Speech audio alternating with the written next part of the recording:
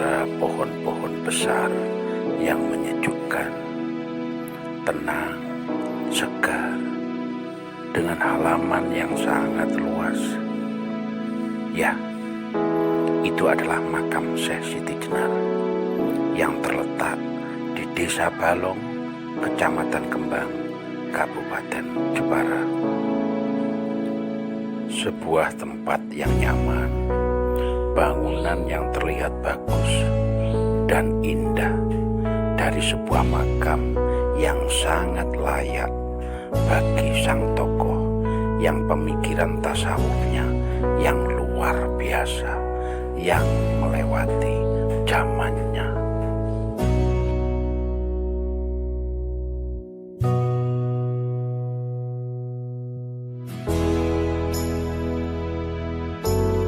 Siti Jenar atau Syekh Lemah Abang yang kadang pula disebut Syekh Jepara adalah seorang wali Allah yang awalnya sempat menjadi satu majelis dengan para wali songo dalam proses penyebaran Islam di tanah Jawa. Nama aslinya konon adalah Abdul Jalil, dan konon pula masih ada garis turun dengan Rasulullah dari garis Sayyidina Husain.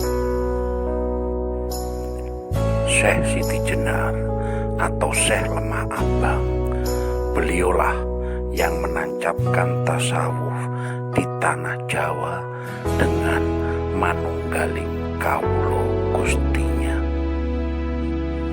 Nah, saat Siti Jenar membangun padepokan lalu mengajarkan tentang manusia itu secara fisik dari tanah merah atau lemah abang, lainnya adalah berurusan dengan Allah, dan seterusnya dan seterusnya. Yang hal-hal seperti itulah yang bagi para wali songo belum waktunya diajarkan bagi masyarakat Jawa yang masih dominan penganut agama Hindu dan Buddha. Apalagi saat itu lagi demam-demamnya masyarakat Jawa memeluk Islam. Jadi langkah awal adalah bawa syahadat dan syariah-syariah yang ringan-ringan dulu. Jadi belum waktunya memasuki area tasawuf, apalagi yang sangat dalam dan berat. Hingga disitulah tiap-tiap ada pertemuan para wali yang saat itu masih ada Syekh Siti Jenar, selalu terjadi silang pendapat yang bahkan sampai meninggi antara Siti Jenar dan para wali lainnya. Apalagi Siti Jenar juga melontarkan sebuah pendapat yang barangkali memang benar, bahwa secuil roh yang putih di tubuh ini harusnya kita jadikan mursyid bagi kehidupan kita sehari-hari, bahwa yang kuning, yang hitam, yang hijau, yang merah harus mau berguru ke yang putih di setiap kedipan mata, di setiap tarikan dan hembusan nafas. Dan kalau itu yang terjadi, maka kita tidak butuh lagi mursyid di luar tubuh kita di dunia ini. Dan itu adalah penyatuan yang sempurna. Dan akhirnya semakin waktu berjalan, semakin jauh dan dahsyat persilangan pendapat antara Siti Jenar dan para wali lainnya. Dan saat Siti Jenar benar-benar mengupas mikrokosmos dalam diri manusia, itulah yang dianggap para wali Siti Jenar sudah tidak mentaati kesepakatan dalam syiar Islam di tanah Jawa. Hingga karena Syekh Siti Jenar yang pemikirannya sangat luar biasa, yang harusnya pemikiran tersebut bisa disampaikan ketika masyarakat Jawa sudah mengerti Islam secara penuh, dan juga pemikiran tersebut harusnya sangat-sangat personal, Dan kalau dinikmati publik yang belum waktunya, maka akan menimbulkan kontroversi yang luar biasa. Dan karena itulah, untuk menghentikan laju pemikiran Siti Jenar, maka Syekh Lemah Abang atau Syekh Jepara harus mendapat hukuman agar tidak terjadi kegoncangan bagi masyarakat Jawa yang baru saja mengenal dan sedang berbondong-bondong memeluk Islam.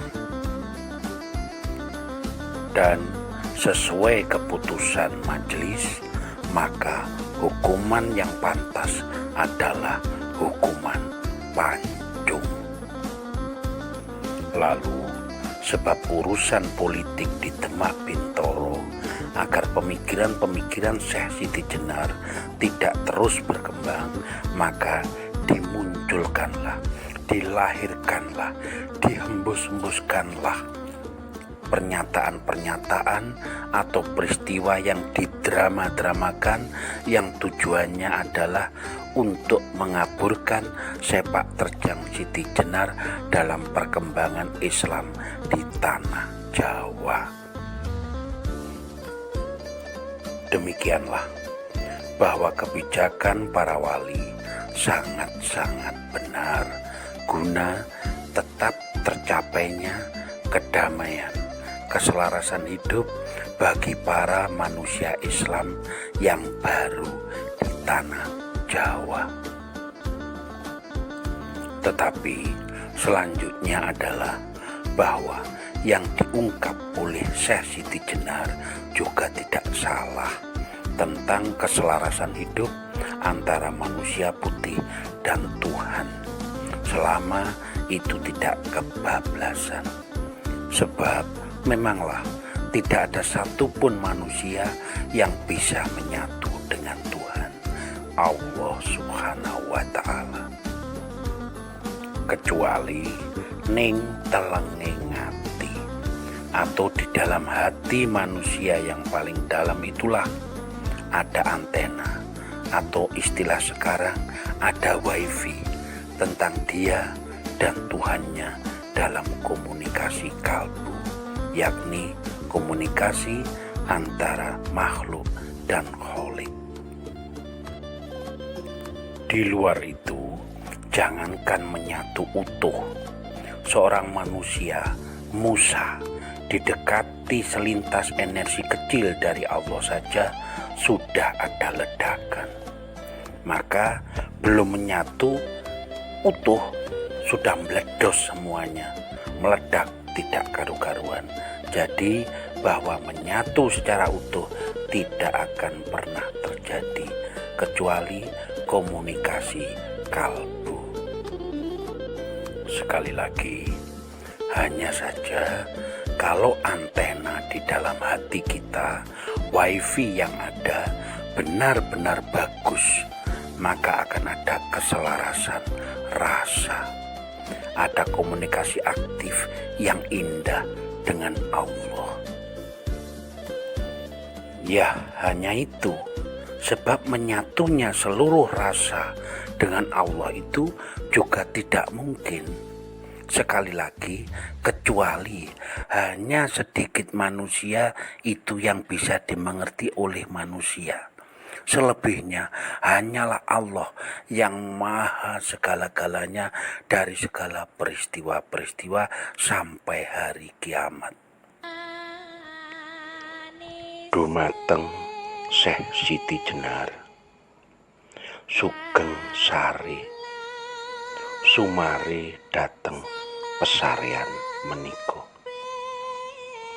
Inggih panci sakjatosipun sinten kemawon kedah kendel alias wajib berani mengeluarkan pendapat kebenaran yang diyakininya, walau harus menemui resiko yang kadang sangat-sangat tidak terduga. Ya Syekh, sakmenika kawula badhe nembang dumateng Gusti kang murbeng jagat, kaliyan Sekar Gondo Arum ingkang dados lajure urip kita sedaya. Asyhadu alla ilaha illallah wa asyhadu anna Muhammadur Rasulullah. Ya Habibillah, ya Nurul Kaunain, ya Habibillah, ya Nurul Kaunain, ya Habibillah, ya Nurul Kaunain. Kendel wani marang kebenaran, mulya donya akhirate. Salam Syekh Lemah Abang, salam Syekh Siti Jenar.